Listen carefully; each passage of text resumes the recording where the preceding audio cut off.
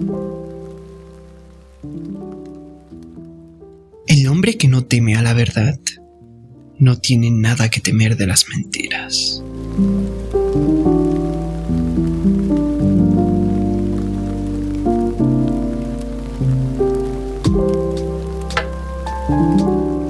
El hombre, su conciencia, razón y conocimiento.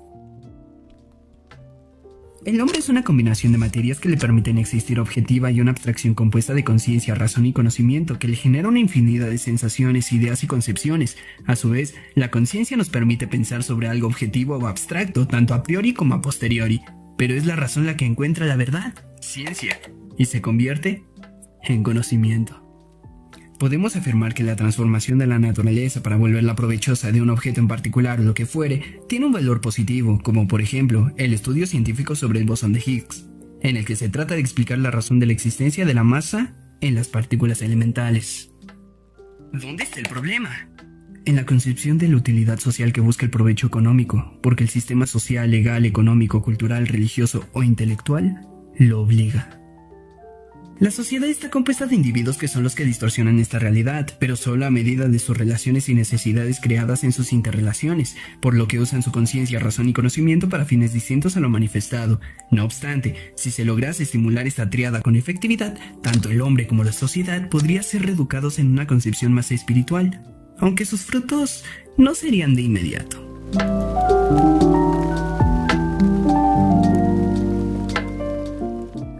Según el dramaturgo griego Sofocles, mucho hay de monstruoso, pero nada tan monstruoso como el hombre. Frase que expresa con claridad el concepto que el hombre tiene de sí mismo, pero no lo expresa por su físico, sino por sus actos, capacidad y acción, praxis, sobre la naturaleza que lo rodea, así como sobre su propia especie de manera infinita, creando así la complejidad de la sociedad y problemas de ello devienen, como bien se evidencia hoy en día, la idea monstruosa del hombre que solo puede originarse en la conciencia, razón y conocimiento del valor y uso de las cosas u objetos, por lo que, si el hombre ve a otro hombre como objeto, entonces lo transformará en un bien útil, y ello distorsiona la naturaleza y el fin del hombre.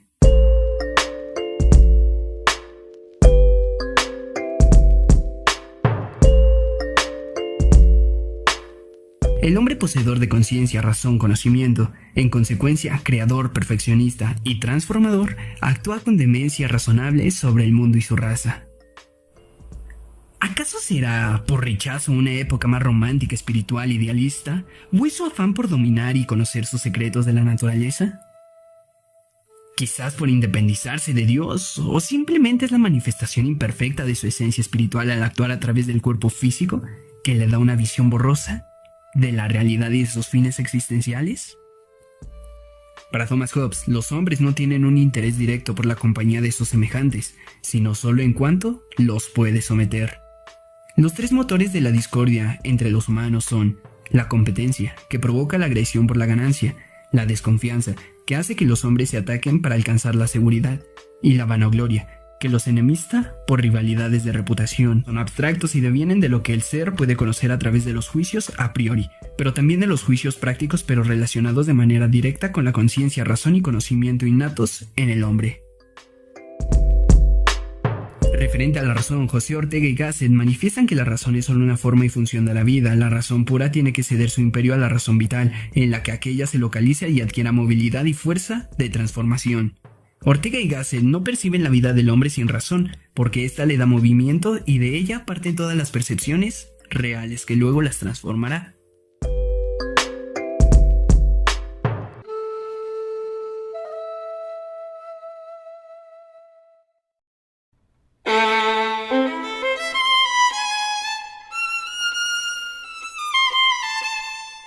En cambio, para Descartes, la razón no es la facultad de producir ideas sin verdad y sin realidad, si no es capaz de apoderarse del mundo, si no hace que el yo logre envolver la extensión entera de las cosas, en este modo extraño que se llama saber y tener su verdad, no merece llamarse razón. Por tanto, es menester al hombre para ser en realidad lo que es cartesianamente una cosa que piensa, ente racional, demostrando así la originalidad y relación de la razón y el conocimiento fundamentales para envolver las cosas y conocerlas para un fin.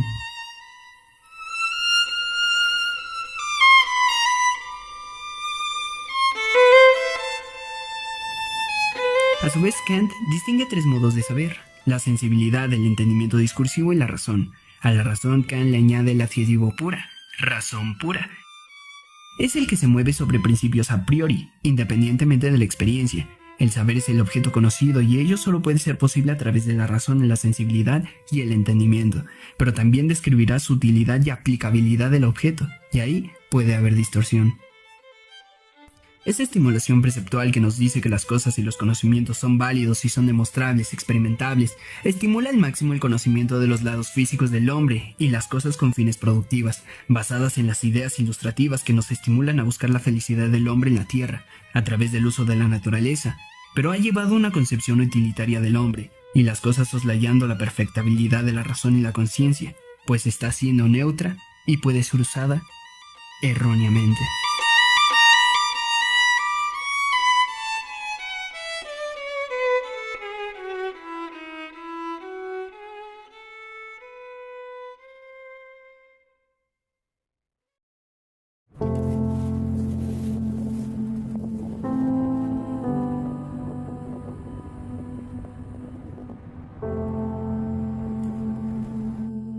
Por lo que devendría: ambición personal, lujuria, hedonismo, ira, envidia, soberbia, avaricia. Estos problemas nos convierten en seres salvajes o monstruosos contra nuestra propia especie y devoradores de la naturaleza. He ahí la raíz de todos los problemas actuales.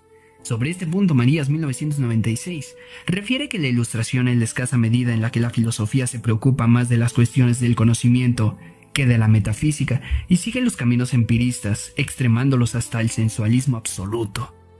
Por lo antes expresado, podemos considerar que el hombre, poseedor de conciencia, razón y conocimiento, solo corrompe las ideas y las acciones en la práctica motivado por la compleja interacción social y crea todas las particularidades que caracterizan a nuestra sociedad actual. Pero, ¿estas pueden ser reductadas y orientadas a una concepción abarcadora del ser? Metafísicamente está destinado a superar y perfeccionar los canales por los cuales se manifiesta la esencia espiritual, pero sin dejar de lado la ciencia, la investigación y la tecnología, que en sí no son malas, sino más bien en su uso y aplicación socialmente. En la introducción a la filosofía de la existencia 1985 se plantea lo siguiente.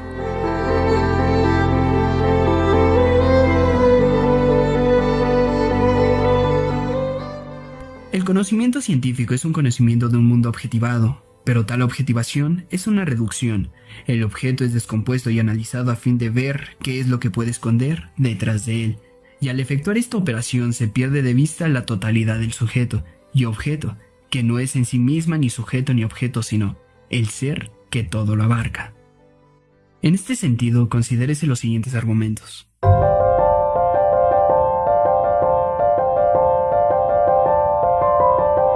Primer argumento.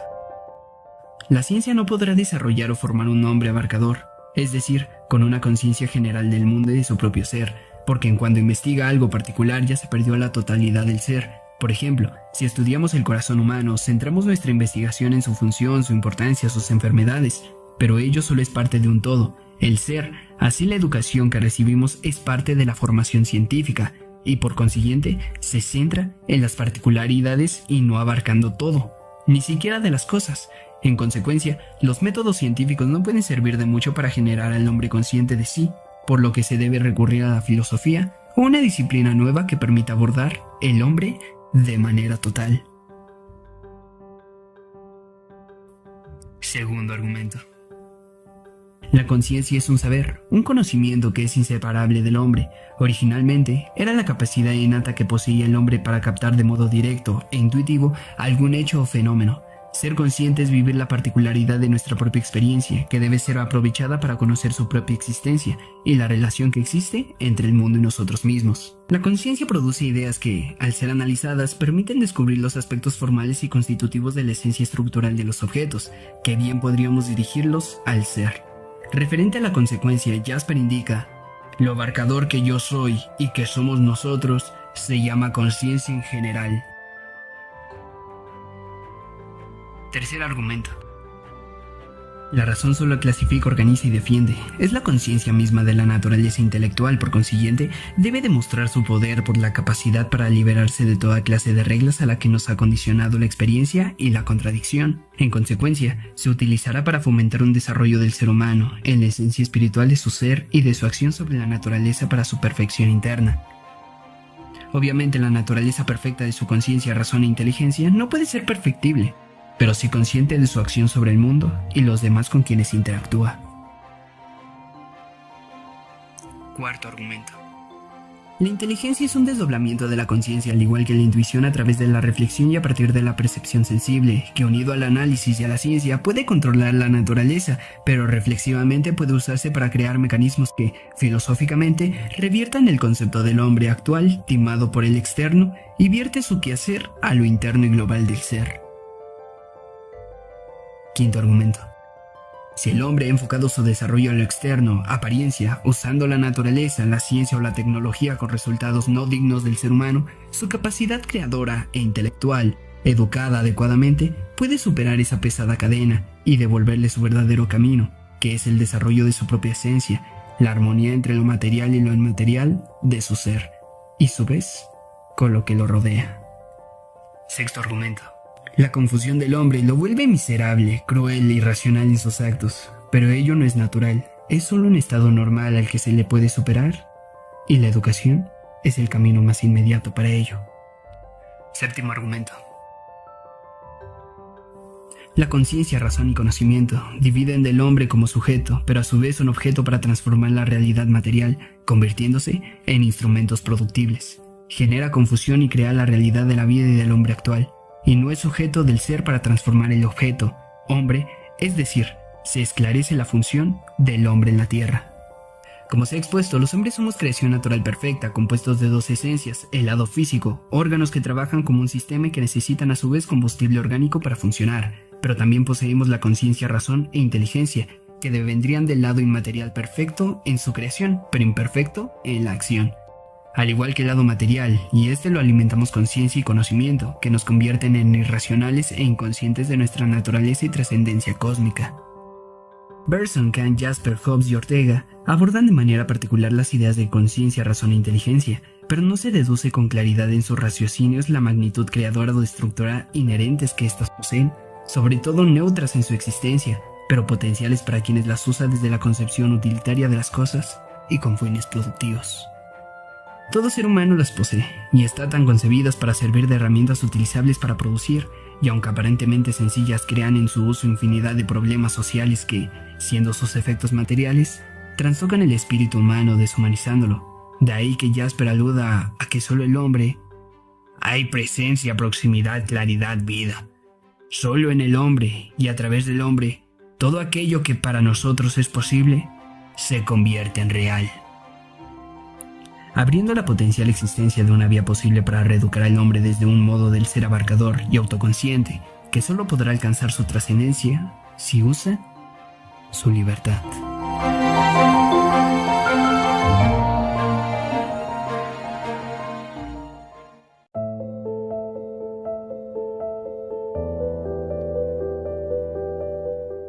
Pienso, luego actúo.